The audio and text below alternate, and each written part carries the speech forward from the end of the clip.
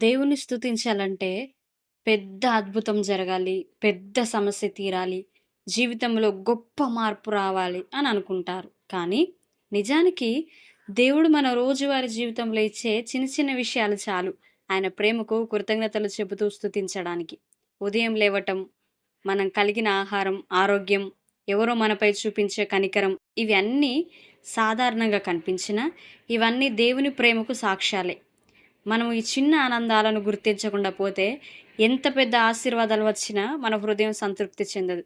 కానీ ఈ చిన్న చిన్న క్షణాల్లో దేవుణ్ణి గుర్తిస్తే మన జీవితం మొత్తం కృతజ్ఞతతో నిండిపోతుంది. స్తుతి అంటే కేవలం పాటలు పాడడం కాదు. మన హృదయం కృతజ్ఞతతో దేవా అని చెప్పే ప్రతి క్షణం స్తుతే. అందుకే పెద్ద కారణాల కోసం ఎదురు చూడకండి. ఈరోజు ఉన్న చిన్న ఆనందాన్ని చూసి దేవుని స్తుతించండి. అప్పుడు మన జీవితం మొత్తం ఒక ఆరాధనగా మారిపోతుంది.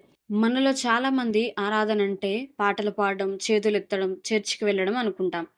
కానీ నిజమైన ఆరాధన అది కేవలం బయట కనిపించే చర్య కాదు. అది మన హృదయ స్థితి. బైబిల్ గ్రంథంలో ఒక గొప్ప మాట ఉంది. దేవుడు ఆత్మ గనక ఆయనను ఆరాధించువారు ఆత్మతోనూ, సత్యంతోనూ ఆరాధించాలి అని. అంటే మన మాటల కంటే మన హృదయం ముఖ్యం. ఒకవేళ మనం పాట పాడుతున్నా కానీ మనసు వేరే దారిలో ఉంటే అది ఆరాధన కాదు.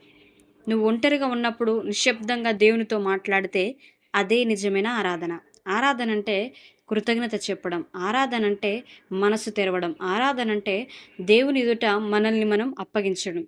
కష్టాల్లో కూడా దేవా నిన్ను స్తుతిస్తాను అని చెప్పగలిగితే అదే గొప్ప ఆరాధన.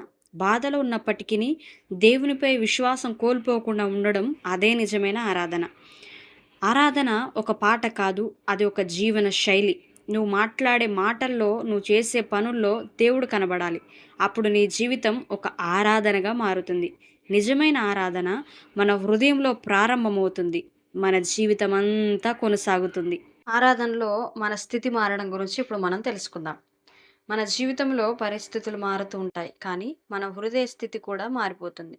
సంతోషంగా ఉన్నప్పుడు మనం దేవుని స్తుతిస్తాం. కష్టాలు వచ్చినప్పుడు మన ఆరాధన తగ్గిపోతుంది. నిజమైన ఆరాధన పరిస్థితుల మీద ఆధారపడదు. అది మన హృదయ స్థితి మీద ఆధారపడుతుంది. యేసే మనకు నేర్పింది ఇదే. బాధలో ఉన్నప్పటికిని, నిరాశలో ఉన్నప్పటికిని దేవుని వైపు చూడడం ఆపకూడదు. కొన్నిసార్లు మనం ఇలా అనుకుంటాం. నా పరిస్థితి బాగుంటేనే ఆరాధిస్తాను అని. కానీ దేవుడు అడిగేది ఇది కాదు. నీ పరిస్థితి ఏదైనా సరే నమ్మి నన్ను ఆరాధించు అని. ఎందుకంటే ఆరాధనలో మన స్థితి మారితే మన జీవితం మారడం మొదలవుతుంది. నువ్వు బాధలో ఉన్నా దేవా నిన్ను స్తుతిస్తాను అని చెప్పగలగాలి. నువ్వు ఒంటరిగా ఉన్నా ఆయనను ఆరాధిస్తాను అని చెప్పగలగాలి. అప్పుడు ఏమవుతుందో తెలుసా? నీ మనసులో శాంతి వస్తుంది. నీలో కొత్త ఆశ పుడుతుంది. నీ పరిస్థితి నెమ్మదిగా మారుతుంది. ఆరాధన అనేది ఒక స్పందన కాదు, ఒక నిర్ణయం. కష్టాల్లో కూడా దేవుణ్ణి ఎంచుకోవడం అదే నిజమైన ఆరాధన. నీ స్థితి మారాలని ఎదురు చూడకు. ఆరాధనలో నీ హృదయాన్ని మార్చు. అప్పుడు నీ జీవితమే మారిపోతుంది.